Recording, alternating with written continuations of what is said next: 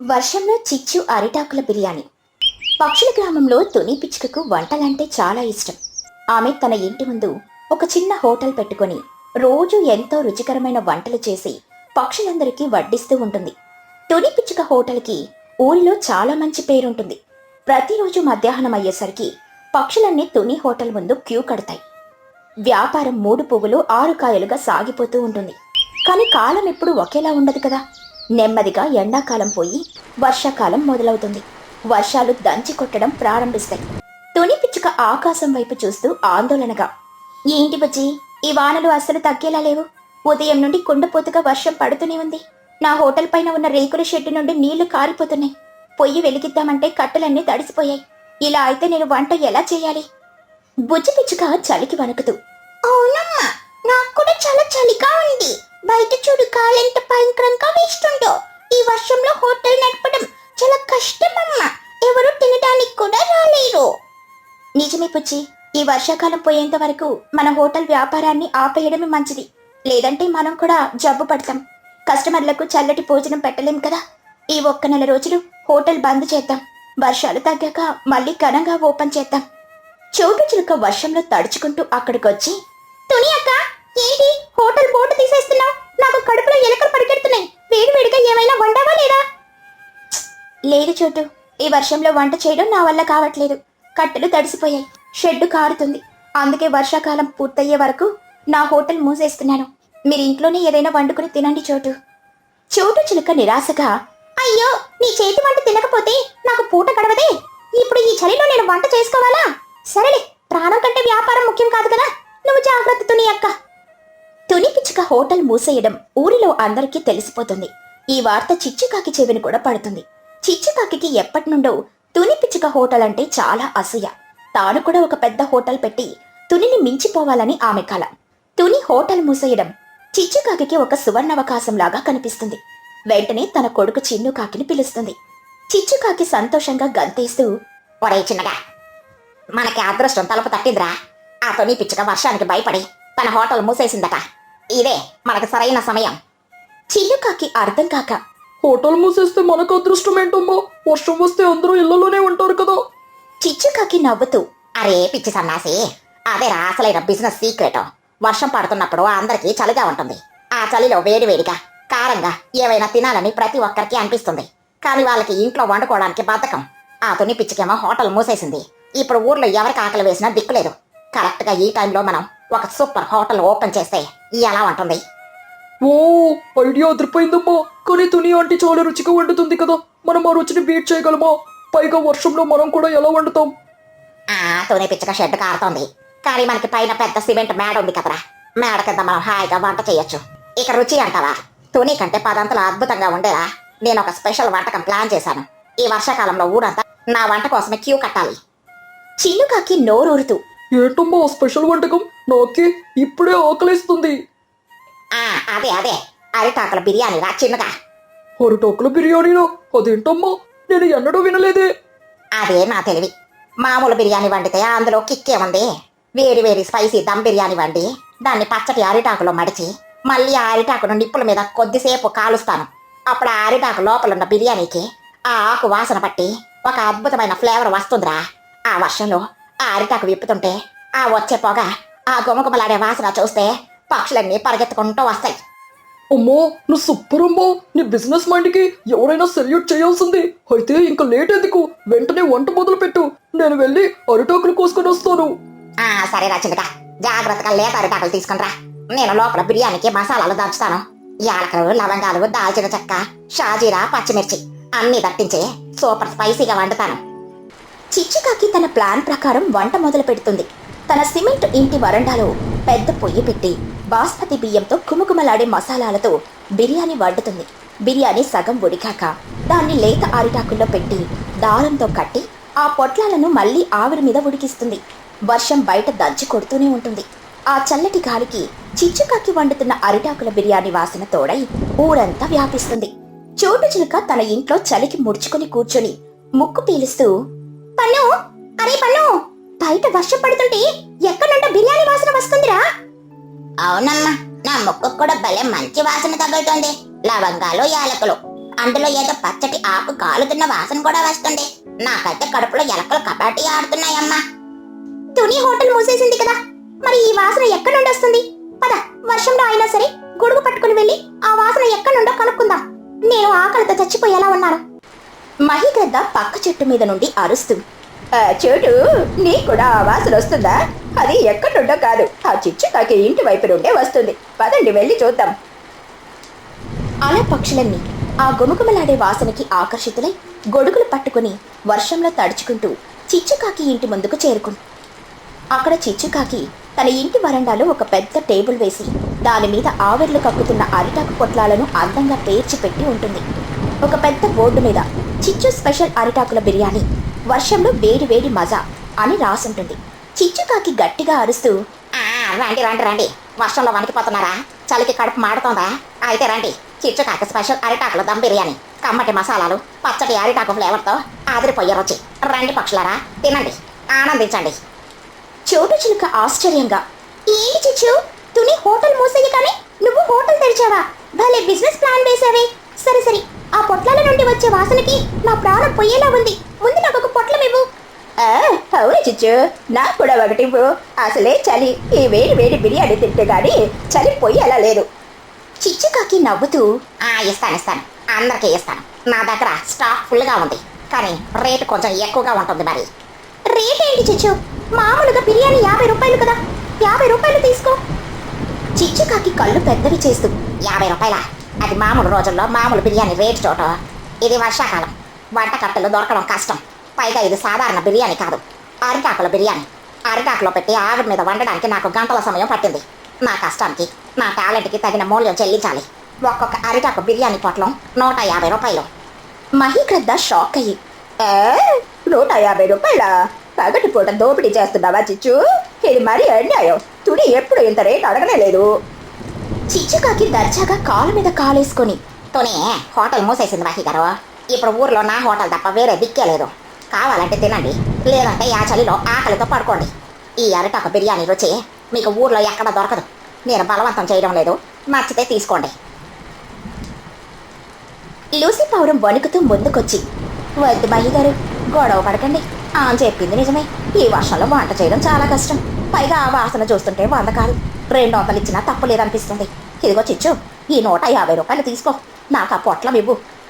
చిచ్చుకాకి సంతోషంగా డబ్బులు తీసుకుని వేడివేడిగా ఆవిర్లు వస్తున్న ఒక అరిటాకు పొట్లాన్ని లూసీ పౌరానికి ఇస్తుంది. లూసీ పౌరం అక్కడే ఒక కుర్చీలో కూర్చొని మెల్లగా ఆ అరిటాకుకి ఉన్న దారాన్ని విప్పుతుంది. లూసీ పౌరం ఆ అరిటాకు విప్పగానే లోపలున్న వేడివేడి బిర్యానీ నుండి గుప్పుమని ఒక అద్భుతమైన సువాసన బయటకొస్తుంది. లవంగాలు, యాలకులు మరియు కాలిన అరిటాకు ఫ్లేవర్ కలిసి పక్షులందరి నోరూరించేలా చేస్తాయి. లూసీ పౌరం ఒక ముద్ద తీసుకుని నోట్లో పెట్టుకుంటుంది. లూసీ పౌరం కళ్ళు మూసుకొని ఆనందంగా, వాహ్, అద్భుతం, అమోఘం, ఈ బిర్యానీ రుచి దేవతలు తినే అమృతంలాగా ఉంది చిచ్చు. అసలు ఈ ఐడియా నీకెలా వచ్చింది? అరిటాకు ఫ్లేవరు బిర్యానీకి పట్టి రుచి 10 పెరిగిపోయిందిలే. నేను నా జీవితంలో ఇంత రుచికరమైన బిర్యానీ తిననేలేదు. 100 రూపాయలు ఇచ్చినా తక్కువే. చోటు చిలుక లాలాజనం మింగుతూ, నిజంగానే లూసీ, అంత బాగుందా? అరవి, నేను కూడా తినాల్సిందే. ఇదిగో చిచ్చు, నా 150 రూపాయలు తీసుకో. నాకు కూడా ఒక అరిటాకు పొట్లం ఇవ్వు. నాకు కూడా ఒకటి. ఆ వాసనకి నేను కూడా తట్టుకోలేకపోతున్నాను. ఇదిగో డబ్బులు. పిన్నే, నాకు కూడా ఒకటి కొనండి పిన్నే, నేను కూడా తింటాను. చిచ్చుకాకి ముఖం ఆనందంతో వెలిగిపోతుంది.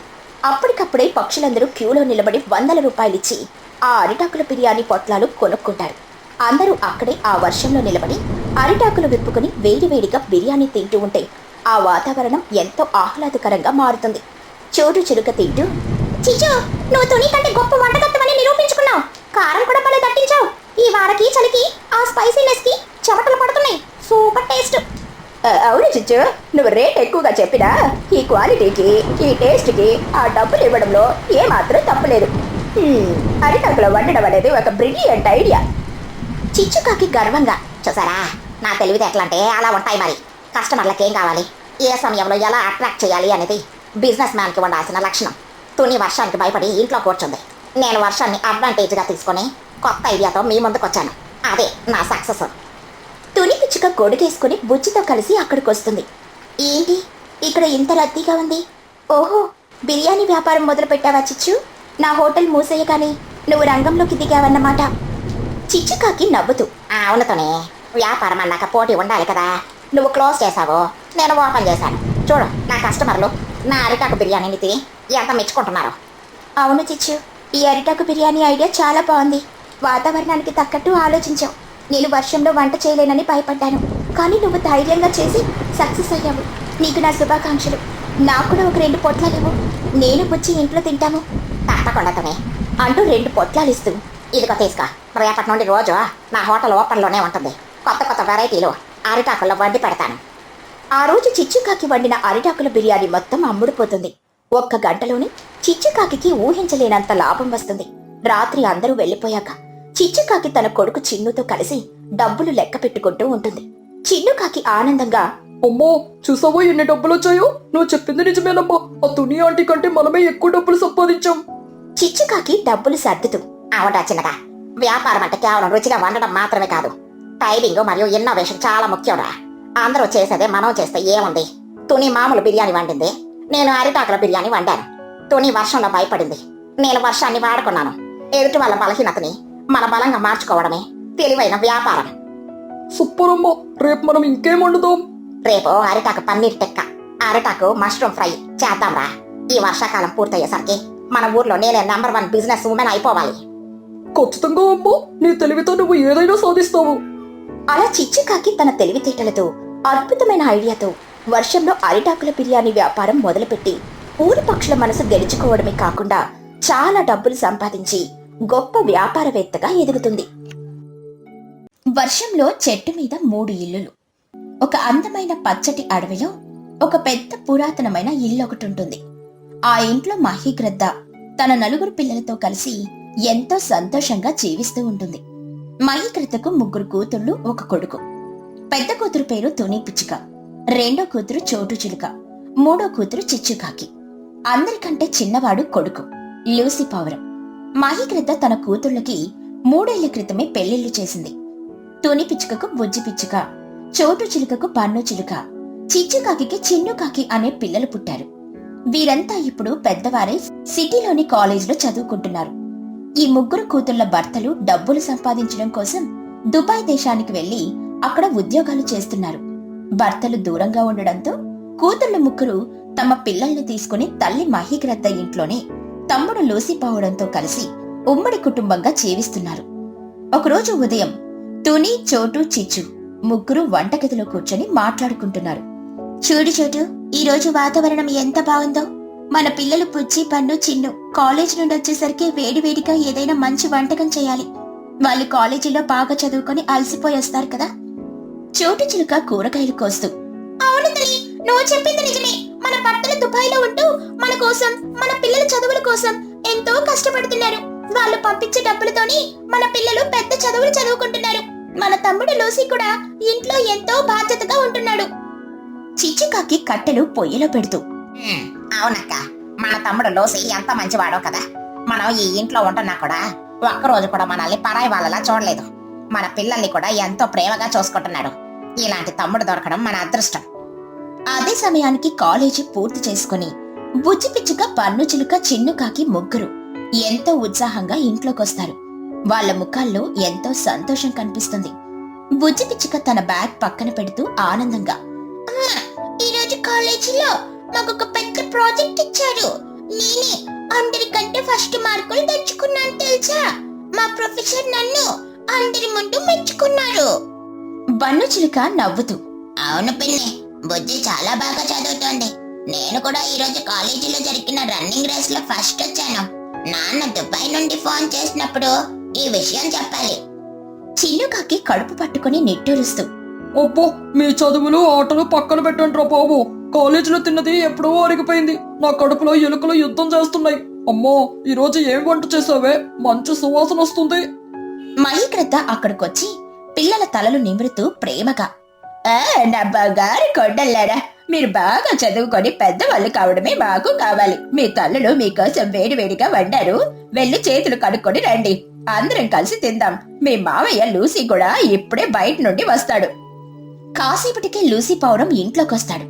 లూసీ ముఖంలో ఏదో తెలియని ఆలోచన ఉంటుంది. అది గమనించిన మహిగ్రద్ద కొడుకు దగ్గరికి వెళ్తుంది. మహిగ్రద్ద ఆందోళనగా, ఏమైంది లూసీ, అలా ఆలోచిస్తూ ఉన్నావు? ఏమైనా సమస్య? నాతో చెప్పు నాయనా. లూసీ పౌరం మెల్లిగా నవ్వుతూ, ఏం లేదమ్మా, మన ఊరి చివర ఉండే కుహుబాతు ఉంది కదా, తనని నేను పెళ్లి చేసుకోవాలని అనుకుంటున్నాను. ఈ విషయం నీతో ఎలా చెప్పాలా అని ఆలోచిస్తున్నానమ్మా. తుని పిచ్చుక సంతోషంగా కంతేస్తూ, అరే లూసీ, ఇందులో ఆలోచించడానికి ఏముందిరా? నీకు పెళ్లి వయసు వచ్చింది. కుహుబాతుకు చాలా అందంగా ఉంటుంది. నువ్వు తనని పెళ్లి చేసుకోవడం మాకెంతో సంతోషం. అమ్మా, వెంటనే వెళ్లి మాట్లాడేసిరా అమ్మా. మహిగ్రద్ద సంతోషంగా, సరే లూసీ, నీకిష్టమైతే నాకు కూడా సంతోషమే, సమ్మతమే కూడా. రేపే నేను వెళ్లి కుహుబాతు తల్లిదండ్రులతో మాట్లాడి మీ పెళ్లి నిశ్చయించుకొని వస్తాను. మన ఇంట్లో త్వరలోనే పెళ్లి బాజాలు మోగబోతున్నాయి. ఇక మరుసటి రోజు మహిగ్రద్ద వెళ్లి కుహుబాతుతో లూసీ పెళ్లి సంబంధం మాట్లాడుకుని వస్తుంది. కొన్ని రోజుల్లోనే లూసీ పౌరం కుహుబాతు పెళ్లి ఎంతో ఘనంగా జరుగుతుంది. పెళ్లి జరిగిన కొత్తలో కుహుబాతు ఇంట్లో అందరితో బాగానే ఉన్నట్లు నటిస్తుంది. కానీ రోజులు గడిచి కొద్దీ ఆమె మనసులోని స్వార్థం బయటపడుతుంది. కుహుబాతుకి మహిగ్రద్ద ఇంట్లో ఇంతమంది ఉండడం అస్సలు నచ్చదు. ముఖ్యంగా తుని, చోటు, చిచ్చుల పిల్లలు కాలేజీకి వెళ్లడం, ఇంట్లో హడావిడి చేయడం ఆమెకు చిరాకు తెప్పిస్తుంది. ఒకరోజు రాత్రి కుహుబాతు బెడ్రూమ్ లో లూసీ పౌడంతో గొడవ పెట్టుకోవడం మొదలు పెడుతుంది. కుహుబాతు కోపంతో ముఖం తిప్పుకుంటూ, చూడండి లూసీ, నేను ఈ ఇంటికి కోడలిగా వచ్చాను, కానీ నాకు ఈ ఇంట్లో అస్సలు ప్రశాంతత లేదు. ఎటు చూసినా మీ అక్కలు వాళ్ళ పిల్లలే కనిపిస్తున్నారు. ఇదొక ఇల్లా లేక ఏదైనా పెళ్లి సత్రమా? లూసీ పౌరం సమాధాయిస్తూ, ఏంటి కుహు అలా మాట్లాడుతున్నావు? వాళ్ళు నా సొంత అక్కలు. వాళ్ళ భర్తలు దుబాయ్లో ఉంటూ కష్టపడుతున్నారు. మన పిల్లలు కూడా ఇక్కడే చదువుకుంటున్నారు కదా. మనమంతా కలిసి ఉంటేనే కదా అందం. కుహుబాతు మరింత కోపంగా, ఏమందం? వాళ్ళ భర్తలు దుబాయ్లో ఉండి డబ్బులు సంపాదిస్తున్నారు కదా, మరి ఇక్కడ మీ అమ్మ సొంత ఇంట్లో ఎందుకు తిని కూర్చుంటున్నారు? వాళ్ళు వేరే ఇల్లు అద్దెకు తీసుకుని వెళ్ళిపోవచ్చు కదా. మీ అమ్మ కూడా వాళ్ళకి సపోర్ట్ చేస్తుంది. నాకైతే ఈ ఇంట్లో ఒక క్షణం కూడా ఉండాలని లేదు. మీరేదో ఒకటి తేల్చుకోకపోతే నేను మా పుట్టింటికి వెళ్ళిపోతాను. లూసీ పౌరం భయపడుతూ, వద్దు కుహు, అలా అనకు. నేను నీ మాట వింటాను, కానీ నా అక్కలను వెళ్ళిపోమ్మని నేనెలా చెప్పగలను? అమ్మ ఊరుకోదు కదా. కుహుబాతు కుట్రపూరితంగా నవ్వుతూ, దానికి ఒక దారుందిలే. రోజు ఇంట్లో ఏదో ఒక గొడవ సృష్టించండి. వాళ్ళకు వారే విసిగిపోయి వెళ్ళిపోయేలా చేయాలి. లేకపోతే మీరే గట్టిగా అరచి వాళ్ళని బయటకు గెంటేయాలి. కుహుబాతు చెప్పిన మాటల ప్రభావం లూసీ పౌరం మీద గట్టిగా పడుతుంది. భార్య మీద ఉన్న పిచ్చి ప్రేమతో లూసీ తన సొంత అక్కలపై ద్వేషాన్ని పెంచుకుంటాడు. రోజు ఇంట్లో చిన్న విషయాలకి గొడవలు పడడం మొదలు పెడతాడు. పిల్లలు కాలేజీకి వెళ్తుంటే వాళ్ల మీద అరుస్తూ ఉంటాడు. ఒకరోజు ఉదయం బన్ను చిలుక హాల్లో చదువుకుంటూ ఉండగా లూసీ వచ్చి బుక్ లాక్కుంటాడు. బన్ను చిలుక ఆశ్చర్యంగా, ఏమైంది మావయ్య? నా బుక్ ఎందుకు లాక్కున్నావు? రేపు నా కాలేజీలో ఎగ్జామ్ ఉంది, చదువుకోవాలి. లూసీ పౌరం కోపంగా గట్టిగా అరుస్తూ, చదువుకోవడానికి నీకు వేరే చోటు లేదా? ఎప్పుడు ఎక్కడే కూర్చొని సోఫాలు పాడు చేస్తూ ఉంటావు. మీ నాన్న దుబాయ్ నుండి పంపించే డబ్బులతో పెద్ద పెద్ద పుస్తకాలు కొని ఇక్కడ వెళ్ళపలిస్తున్నావా? వెళ్ళి ఇక్కడ నుండి. బన్ను చిలుక కళ్ళల్లో నీళ్లతో తన తల్లి చోటు చిలుక దగ్గరికి వెళ్తాడు. చోటు చిలుక తన కొడుకు ఏడవడం చూసి లూసీ దగ్గరకు వస్తుంది. చోటు చిలుక బాధగా, ఏంటి లూసీ, చిన్నపిల్లాడి మీద అంతలా ఆడుస్తున్నావు? వాడు చదువుకుంటుంటే నీకొచ్చిన నష్టమేంటి? పెళ్లి కాకముందు వాడిని ఎంతో ప్రేమగా చూసుకునేవాడివి, ఇప్పుడెందుకు ఇలా మారిపోయావు? కుహుబాతు మధ్యలోకొచ్చి వెటకారంగా, ఓహో చోటుగారు, మీ కొడుకుని ఏమైనా అంటే మీకు అంత కోపం వస్తుందా? మా ఇంట్లో ఉంటూ మా తిండి తింటూ మమ్మల్ని ఎదురు ప్రశ్నిస్తారా? మీ భర్తలు దుబాయ్లో సంపాదించే డబ్బులతో వేరే ఇల్లు చూసుకోవచ్చు కదా, ఇక్కడెందుకు పడున్నారు? చిచ్చుకాకి కోపంగా ముందుకొస్తూ, కుహో, నోరు అదుపులో పెట్టుకో. ఇది మా అమ్మ ఇల్లు, మాకిక్కడ ఉండే పూర్తి హక్కు ఉంది. కొత్తగా వచ్చిన నువ్వు మమ్మల్ని వెళ్ళిపోమని చెప్పడానికి ఎవరో? కుహుబాతు లూసీని రెచ్చగొడుతూ, చూసారా లూసీ, మీ అక్కలు నన్ను ఎలా తిడుతున్నారు? ఈ ఇంట్లో నాకు గౌరవం లేదు. ఇప్పుడే చెప్పండి, ఈ ఇంట్లో నేనుండాలా లేక వీళ్ళుండాలా? లూసీ పౌరం ఆవేశంతో ఊగిపోతూ, చోటు, చిచ్చు, తుని, మీరందరూ ఇప్పుడే నా ఇల్లు వదిలి వెళ్ళిపోండి. నా భార్యను బాధ పెట్టే హక్కు మీకు లేదు. మీ పిల్లలను తీసుకుని ఇప్పుడే బయటికి నడవండి. తుని పిచ్చుక కన్నీళ్లతో తమ్ముడు చేతులు పట్టుకుంటూ, లూసీ, ఏంట్రా ఈ మాటలు? మనమంతా ఒకే కడుపును పుట్టాంరా. ఒక్క రోజులోనే మమ్మల్ని పరాయి వాళ్ళని చేస్తావా? బయట చూడు ఎంత భయంకరమైన వర్షం పడుతుందో. ఈ వర్షంలో మా పిల్లలను తీసుకుని మేమెక్కడికెళ్ళాలిరా? నిజంగానే బయట ఆకాశం నల్లగా మారిపోయి గట్టిగా ఈదురుగాలులు వేస్తూ కుండపోతగా వర్షం పడుతూ ఉంటుంది. వర్షం చప్పుడు ఇల్లంతా వినబడుతూ ఉంటుంది. కుహుబాతు కఠినంగా, వర్షం వస్తే మాకేంటి, వరద వస్తే మాకేంటి? నా ఇల్లు నాకు ప్రశాంతంగా ఉండాలి. లూసీ వీళ్ళ సామాన్లు బయటపడేయండి. లూసీ పావురం తన భార్య చెప్పిన మాటను విని అస్సలు జాలి లేకుండా తుని పిచ్చుక, చోటు చిలుక, చిచ్చుకాకిలను, వాళ్ళ కాలేజీ చదువుకునే పిల్లలను కూడా, బుజ్జి, బన్ను, చిన్నులను గట్టిగా పట్టుకుని తలుపు తీసి బయట వర్షంలోకి గెంటేస్తాడు. వాళ్ళ చిన్న చిన్న సామాన్లు కూడా వర్షంలోకి విసిరేస్తాడు. తుని పిచ్చుక వర్షంలో తడుస్తూ గట్టిగా ఏడుస్తూ, లూసీ వద్దురా, తలుపు తీరా, నా బిడ్డ బుజ్జి చలికి వణికిపోతుందిరా, మా మీద జాలి చూపించురా. బుజ్జి పిచ్చుక చలికి వణుకుతూ, అమ్మా నాకు చాలా భయంగా ఉందమ్మా, మావయ్య మమ్మల్ని ఇంటికిలా బయటికి నెట్టేశాడు, వర్షపు నీళ్లు కళ్ళల్లో పట్టున్నాయి, మనకి ఇల్లు లేదు, ఇప్పుడు మనం ఎక్కడికి వెళ్ళాలి? బన్ను చిలుక, చిన్ను కాకి కూడా వర్షంలో తడుస్తూ తమ తల్లులను గట్టిగా పట్టుకొని ఏడుస్తూ ఉంటారు. వాళ్ళ ఏడుపులు ఆ హోరున పడుతున్న వర్షంలో కలిసిపోతాయి. లూసీ పావురం మాత్రం కఠినంగా తలుపులు గట్టిగా వేసేసుకుంటాడు. ఆ సమయంలో మహీగ్రద్ద గుడికి వెళ్లి తిరిగి వస్తూ ఉంటుంది. దారిలో తన కూతుళ్ళు, మనవళ్ళు వర్షంలో తడుస్తూ రోడ్డు మీద ఏడవడం చూసి గుండె పగిలిపోయినంత పని అవుతుంది. మహీగ్రద్ద పరిగెత్తుకుంటూ వాళ్ళ దగ్గరకు వస్తుంది. మహీగ్రద్ద కంగారుగా కూతుళ్లను, మనవళ్లను దగ్గరికి తీసుకుంటూ, అయ్యో నా బంగారు తల్లులారా, ఏమైంది మీకు? ఈ భయంకరమైన వర్షంలో బయట ఎందుకు తడుస్తున్నారు? ఆ లూసీ గాడెక్కడా? మిమ్మల్ని బయటికి నెట్టేశాడా? చోటు చిలుక ఏడుస్తూ, అవునమ్మా, ఆ కుహుబాతు చెప్పిన మాటలు విని లూసీ మనసు పూర్తిగా మారిపోయింది. మమ్మల్ని అస్సలు జాలి లేకుండా ఈ వర్షంలో బయటికి తోసేశాడమ్మా. మా పిల్లలు చలికి వణికిపోతున్నారు. మాకిప్పుడు తల దాచుకోవడానికి చోటు కూడా లేదమ్మా. మహీగ్రద్ద కళ్ళు తుడుచుకుంటూ ధైర్యంగా, ఏడవకండి నా బిడ్డలారా, మీ తల్లి ఇంకా బ్రతికే ఉంది. ఆ లూసీగాడు కుహుబాతు ఒకరోజు ఇలాగే చేస్తాను నేనెప్పుడో ఊహించాను. అందుకే నేను మీకోసం ఒక అద్భుతమైన ఏర్పాటు చేశాను. మీరు ఏడవకండి, నాతో రండి. మహీగ్రద్ద తన కూతుళ్లను, మనవళ్లను తీసుకుని అడవి మధ్యలో ఒక చాలా పెద్ద బలమైన మర్రి చెట్టు దగ్గరికి తీసుకెళ్తుంది. ఆ చెట్టు చాలా విశాలంగా ఉంటుంది. ఆ చెట్టు పైకి చూడగానే తుని, చోటు, చిచ్చుల కళ్ళు ఆశ్చర్యంతో వెలిగిపోతాయి. ఆ పెద్ద చెట్టుపై 3 అందమైన తాటాకులతో, కట్టెపుల్లలతో కట్టిన ఇల్లులుంటాయి. ఆ 3 ఇల్లులు ఒకదానికొకటి కనెక్ట్ అయ్యి ఎంతో అందంగా అలంకరించుంటాయి. తుని పిచ్చుక ఆశ్చర్యంతో కన్నీళ్లు తుడుచుకుంటూ, అమ్మా ఏంటిది, ఈ చెట్టు పైన 3 ఇల్లులున్నాయి, ఇవి ఎవరు కట్టారమ్మా? మహీగ్రద్ద నవ్వుతూ, ఇవి నేనే కట్టించాను తుని. మీ తమ్ముడు లూసీకి పెళ్లి సంబంధాలు చూస్తున్నప్పుడే ఆ కుహుబాతు ప్రవర్తన నాకు నచ్చలేదు. పెళ్ళయ్యాక మీ అందరినీ ఇబ్బంది పెడుతుందని నాకు ముందే అర్థమైంది. అందుకే మీ ముగ్గురి కోసం ఈ ఒకే చెట్టుపై 3 ఇల్లులు తయారు చేయించాను. ఒక ఇంట్లోతోని బుజ్జి ఉండండి, 2వ ఇంట్లో చోటు, బన్ను ఉండండి, ఇక 3వ ఇంట్లో చిచ్చు, చిన్ను కూడా ఉండండి. ఈ ఇల్లులు ఎంత పెద్ద వర్షం వచ్చినా కురవవు, చాలా బలంగా కట్టించాను. బుజ్జి పిచ్చుక సంతోషంగా చెట్టు పైకెక్కుతూ, వావ్ అమ్మమ్మ, ఈ ఇల్లులు ఎంత బాగున్నాయో, లోపలంటూ వెచ్చగా ప్రశాంతంగా ఉంది, బయట పడుతున్న వర్షపు చుక్క ఒక్కటి కూడా లోపలికి రావట్లేదు. బన్ను చిలుక నవ్వుతూ, అవునమ్మమ్మ, నువ్వు మా కోసం ఎంత గొప్ప పని చేశావు. ఇక మావయ్య ఇంటితో మాకు పనే లేదు, మన సొంత ఇల్లు ఎంత బాగుందో. చిన్నుకాకి ఆనందంగా, అవునరా బన్ను, ఈ చెట్టుపై నుండి చూస్తే అడవంతా ఎంత అందంగా కనిపిస్తుందో, ఇక మనల్ని ఎవరూ ఇక్కడ నుండి గెంటేయలేరు. కూతుళ్ళ ముగ్గురు తమ పిల్లలతో కలిసి ఆ చెట్టుపై ఉన్న 3 ఇళ్లలోకి ప్రవేశిస్తారు. మహీగ్రద్ద వాళ్ళకి కావలసిన దుప్పట్లు, వేడి వేడి అన్నం సమకూరుస్తుంది.